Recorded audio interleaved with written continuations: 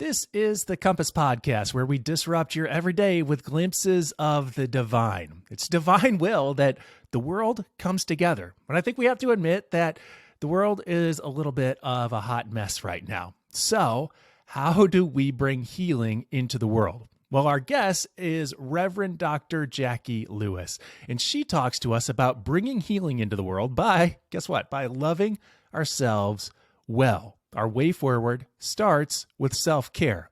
And from there, then, we're able to cultivate superpowers. Do we have you interested? It is truly exciting stuff as I got to talk with Reverend Dr. Jacqui Lewis. She is a public theologian. She's also the senior minister at the multicultural Middle Collegiate Church in Manhattan. She's appeared on CBS, CNN, PBS, ABC, and more. She's written several books, including the just-released Fierce Love, which is a kind of manifesto for offering a healing antidote to our divided culture. So she's got a lot of wisdom to share with us. We're going to talk with Reverend Dr. Jacqui Lewis. Dr. Lewis, you've noted that the world is a hot mess, as you've written, and in large part, that's because of our kind of self-imposed human divisions. Now, you present as a remedy for this the idea of Ubuntu. Can you explain for us what Ubuntu is?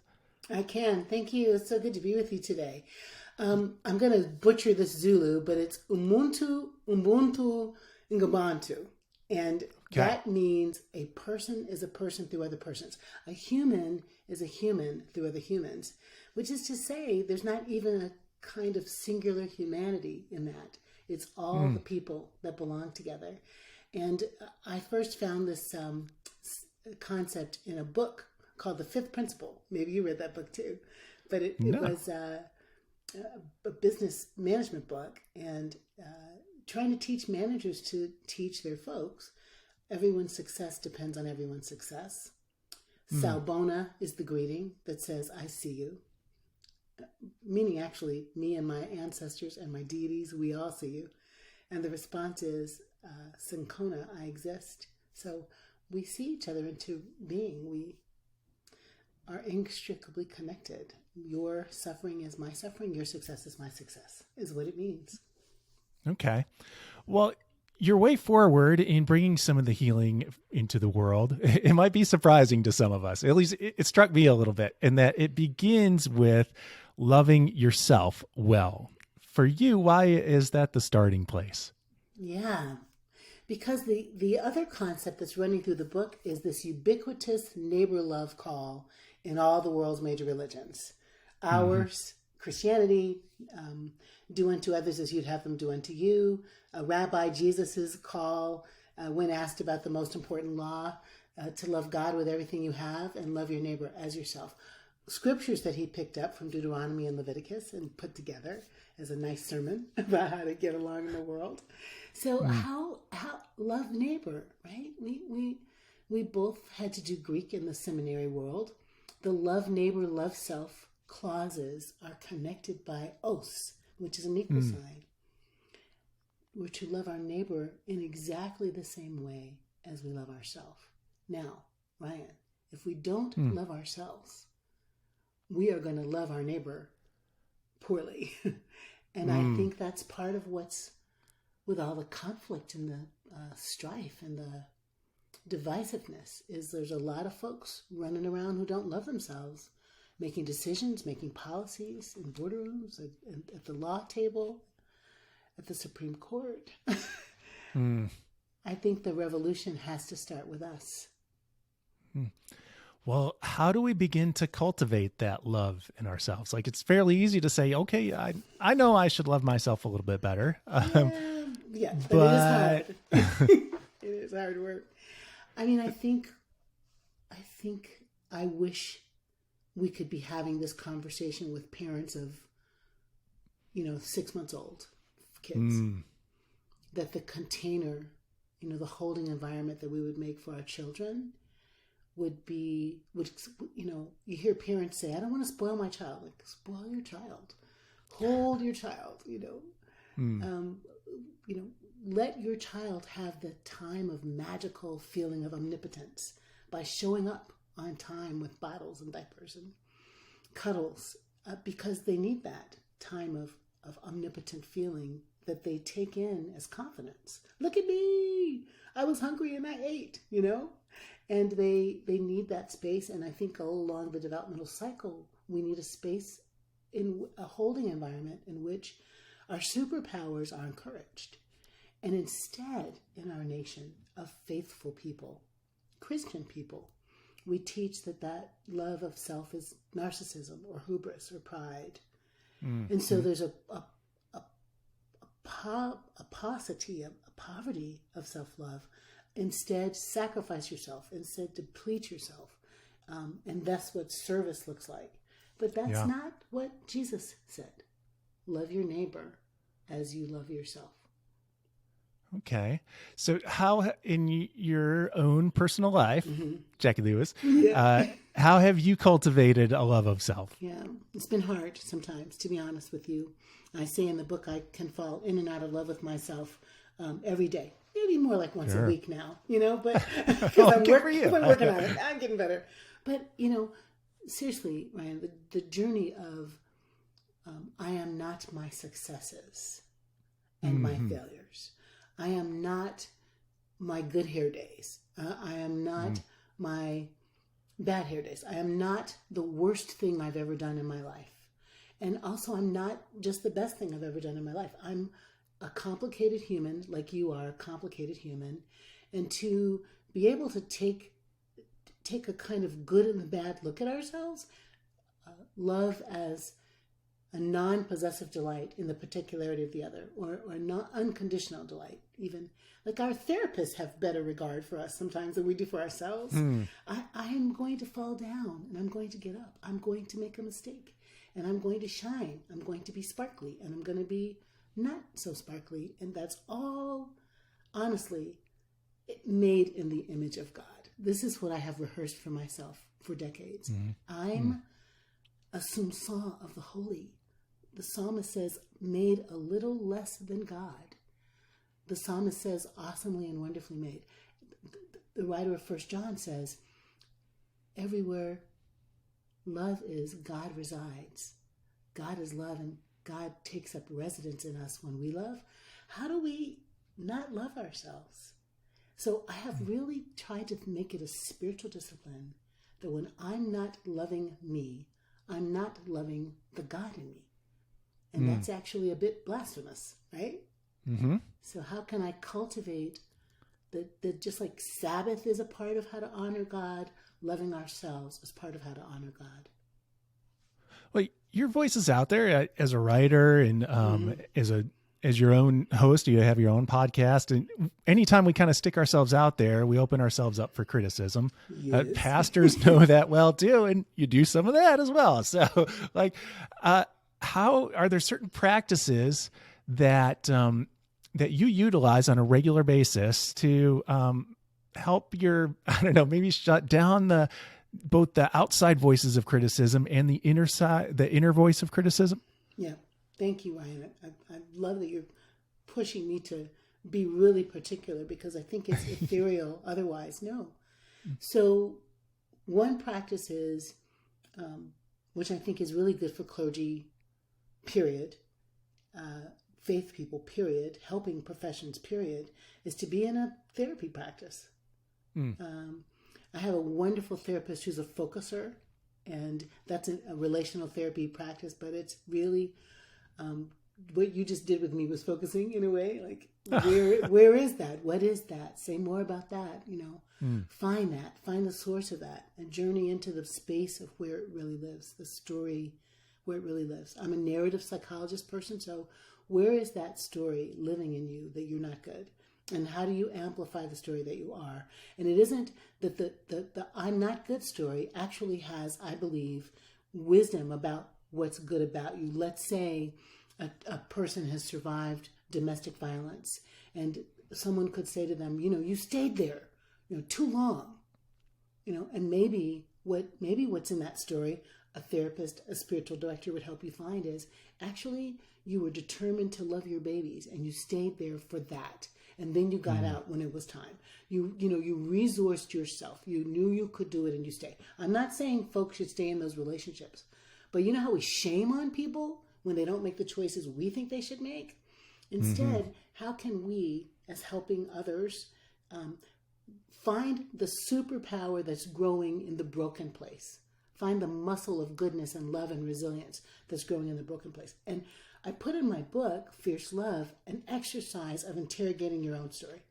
You know, you could do it with a therapist, but you could do this exercise for yourself. You know, what if my life is an ongoing book? Where am I at? What's the current chapter? And how did I get here? And what was funky about that? Excuse my language, but what was great about that? And can I see that outsiderness, that vulnerability, that mistake as a place where God showed up and I got wisdom, or I grew compassion? There's gift in the sadness. There's gift in the fire. And if we can get in the habit of rehearsing those stories with candor, but also compassion, I think we can develop eyesight. We can learn how to see ourselves as more loving as opposed to people who are worms. Secondly, let's get some better theology, period.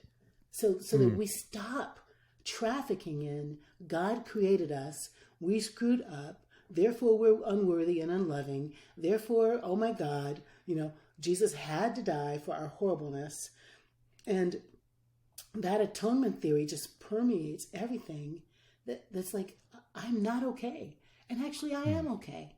And maybe Jesus died because people were not okay and they killed him, you know? And maybe we could like learn to love ourselves because God resuscitated the murdered one on our behalf. And not, he died on our behalf, but he lived on our behalf so that we might live. That's a different orientation, I think. So those are two thoughts. But so hopeful. You brought up, resurrection, certainly a superpower, but you brought up superpowers in relation to us as well. Yeah. What are you referring to there? That's good, Brian. So I want to know my superpowers. Really, I'm going to tell you one is patience, because we could not get my mic organized. So I noticed a superpower of patience with humor, right? I think my friend Otis Moss III is a senior pastor at Trinity United Church of Christ in Chicago, and a bunch of us are fellows at Auburn Seminary. And when we got together the very first time, we actually talked about like, when did we do something really so, you know, made us so proud of ourselves? We did such a good job, but also when did we really like screw it up? And it was in the dynamic of the screw up and pride that he helped us name ourselves. So I am Storm in the X universe. I am Storm. And they say I can change the weather, right? I bring the sunshine. We go to Mother Emanuel after the murder of those 9 beautiful people, and get people singing. But on the other hand, I just made a phone call to one of my colleagues where I read an email and I was like, I don't know that we should do that. And like at the same time that I'm trying to celebrate his decision making, I sort of didn't mean to, but I kind of poo-pooed on it. So I changed that weather too. I am a weather changer for sure. And I can feel that in the way that I can organize communities and preach well and make justice happen. But I have to notice also that every now and then I can change the weather in a way I don't want to. And I find that to know that even is a superpower, to have insight about how your gifts can be problematic and how your problematic can be gift. So your superpowers will show themselves to you as you interrogate your story with a friend, with your therapist, your coach. You can help people in your congregation find their superpowers as you say, you know, I noticed you lost your temper there. And right there where your temper is where your passion is. So even in kind of the negative situations, we're finding a source of strength. Yeah. And something that might need to be turned. Like, you know, you say you had a temper, that's where your passion is. Now, how could you express that passion without slamming someone else's soul? Because that's not your intention, right? So that a coaching feeling of, let's take that part of you that likely isn't going to change much and see how to excavate it for goodness. Yeah, that's great. That's great. In cultivating your story a little bit, I'm always fascinated by people who have come to ministry as like a second career. And you were pretty successful, they would say, in the corporate side of things, and then have gone into ministry as a profession. Yeah. What drove you to go into ministry as a profession? Yeah. Well, I finally just said yes to what was driving me. I started feeling called to ministry the first time I took communion, sitting next to my mom on a pew in a church. I thought, oh my God. And when was that? It was like, I'm almost 8, and I could take it. I'm a Presbyterian. We could take it young. The bread means God will always love you. The cup means God will never leave you, she said. And I started falling in love with the God who tasted like that sweet bread and who tasted like that grape juice. And then King got killed, Dr. King got killed, and I was both traumatized and catalyzed.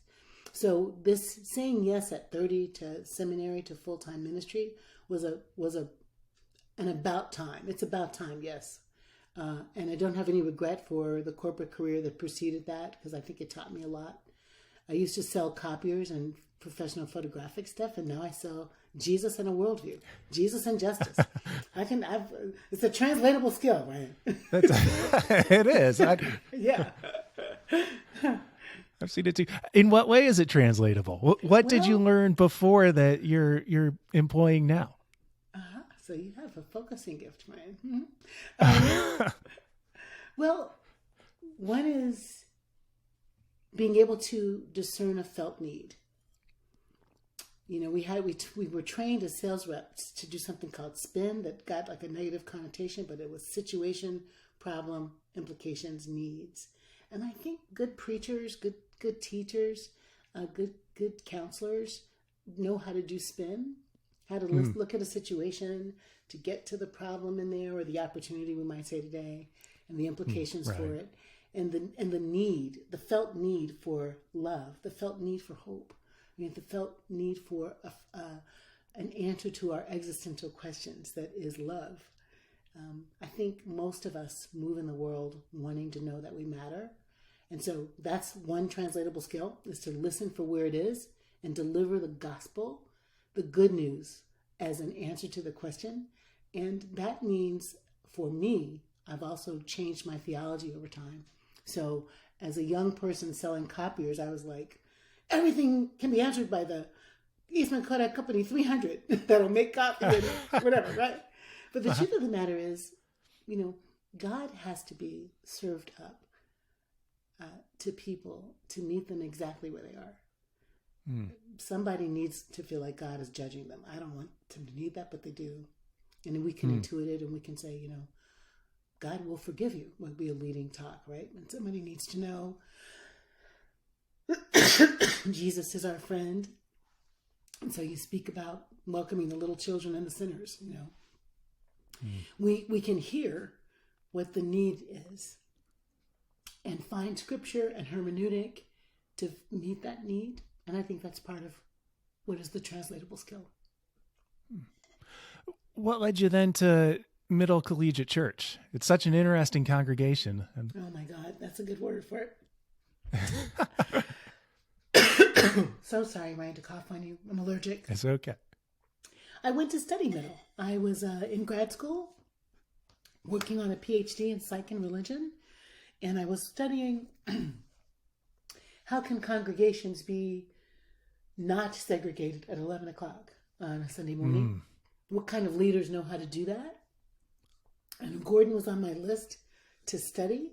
I had such a beautiful experience in Middle, and all its multi-everythingness, and the diversity that was then but is now increased was the stuff of my heart. So they hired me, and I got to stay. Yay! All right. What is it about Middle Collegiate that is able then to kind of be diverse? I think so many churches claim a value of diversity, but aren't able to practice it. How has Middle Collegiate been able to actually walk the talk?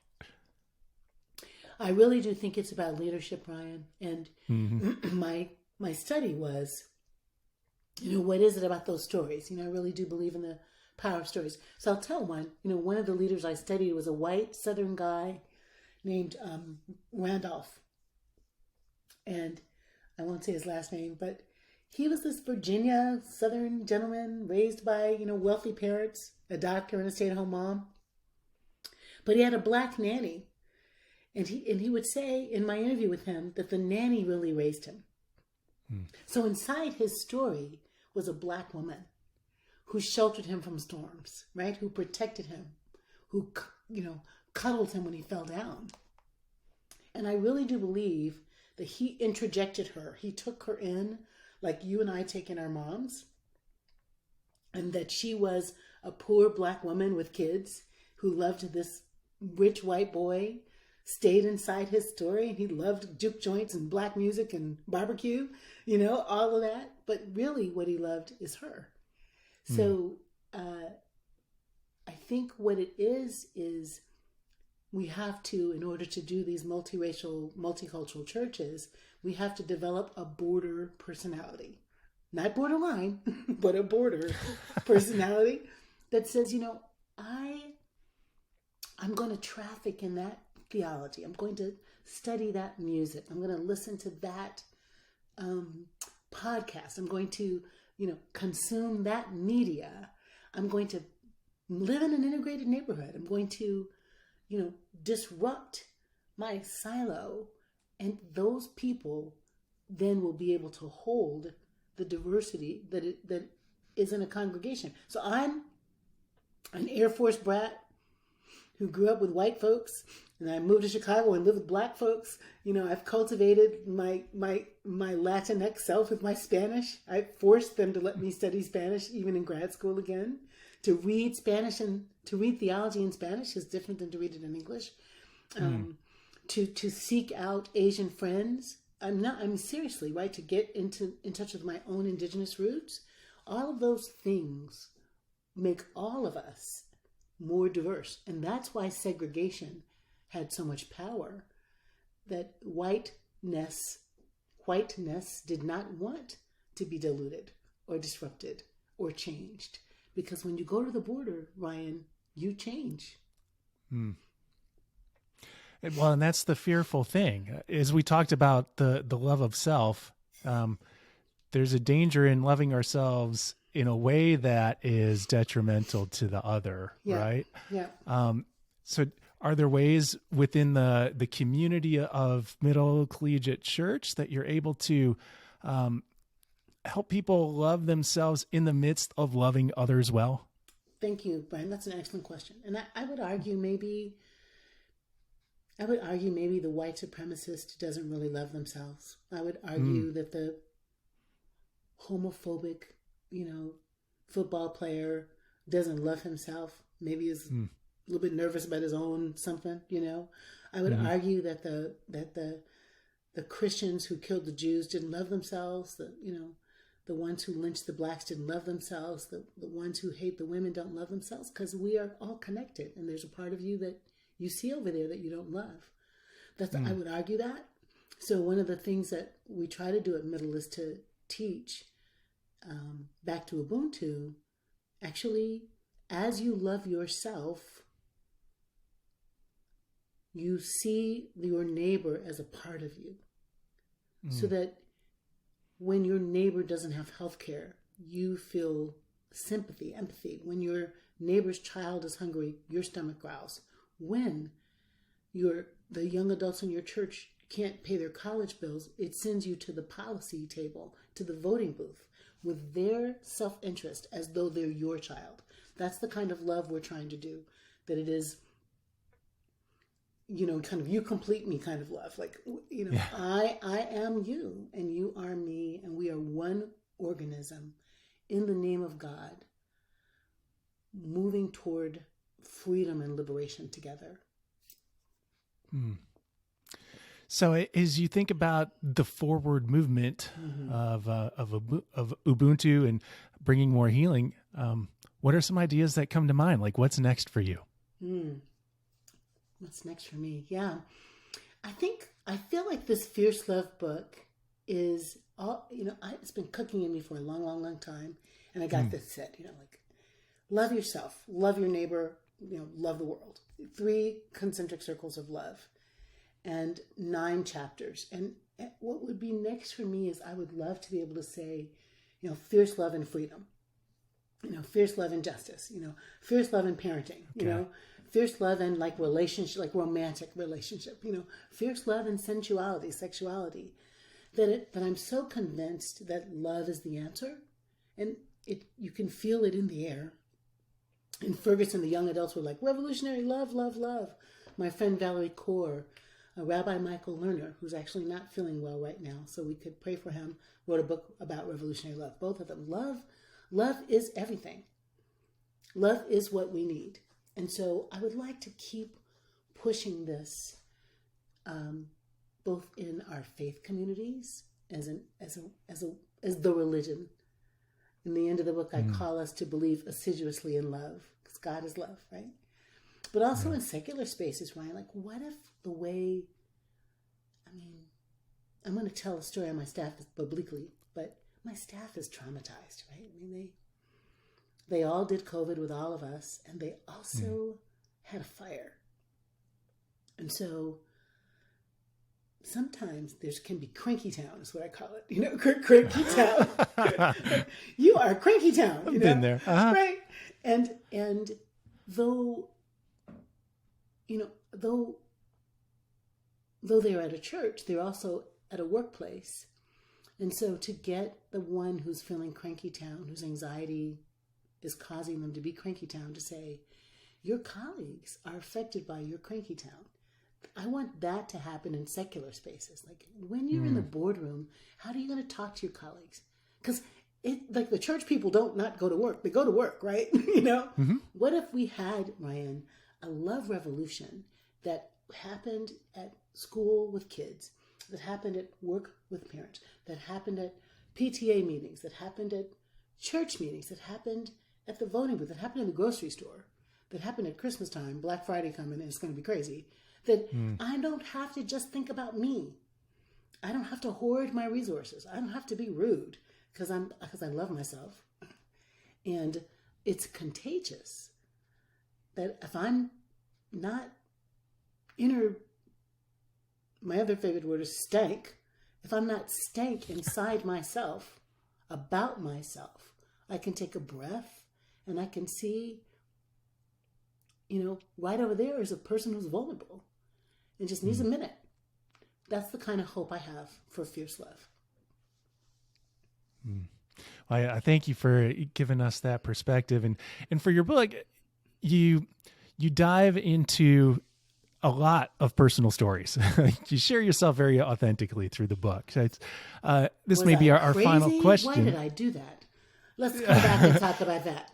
Maybe it might feel that way, but then from the reader perspective, you're able to take large ideas and put them into practical experience. So, and one of the sayings that I've heard is that people can always argue your theology, but they can't argue your story. That's right. So, was that your idea behind sharing so many stories? Yeah, I had written a book of stories about getting a grown-up God. Like, here's how I came to a grown-up faith and a grown-up God. Here's how I let go of like crazy judgments and against myself and others. I could written this whole memoir type of book. And it really wasn't what my agent and I decided was needed in the world. What we thought was needed in the world was a kind of calling into love. And I had a couple of readers. Paul Tuff is a friend and a great writer. He said, I know that other book because I read that book. What if these stories were here that were illustrative of these points? To your point, Ryan. How? This way. So I decided to pull some of the stories over that would illustrate the points. If I can't tell the truth when I'm saying be honest, that's a problem, right? If I can't say I've had trouble loving myself when I say you should love yourself, then who am I? So I just decided, I'm 62 years old. I have friends who tell me don't tell that because you don't look 62, but I'm 62 years old. And life is short and the world's on fire. And I had a fire, and if it's the last things I do on earth, I want us to love each other better. And I just thought it was worth the risk. I'm passionate about no more Black killings by police. No more children pulled away from their parents under anybody's administration, right? No more kids in the bathroom can't, go to the bathroom. Who cares? No more hating each other because of politics and religion. Why? How can we do that in the name of God? So I told some truth. Just to be straightforward, so people will also tell the truth and get better. That's a beautiful benediction for us, Dr. Lewis. We've heard our call to action. To learn more about Reverend Dr. Jacqui Lewis, go to JacquiJLewis.com, or you can go to middlechurch.com as well. Big thanks for you for listening to this podcast episode. If you'd like to learn more about the Compass Podcast, go ahead and check out umc.org/Compass. You'll find lots of other relevant episodes there. We would appreciate you listening to another one. Thanks to United Methodist Communications for making this podcast possible. Thanks to Reed Gaines for piecing this thing together. And of course, again, thank you, listener. We'll be back in a couple weeks. In the meantime, peace.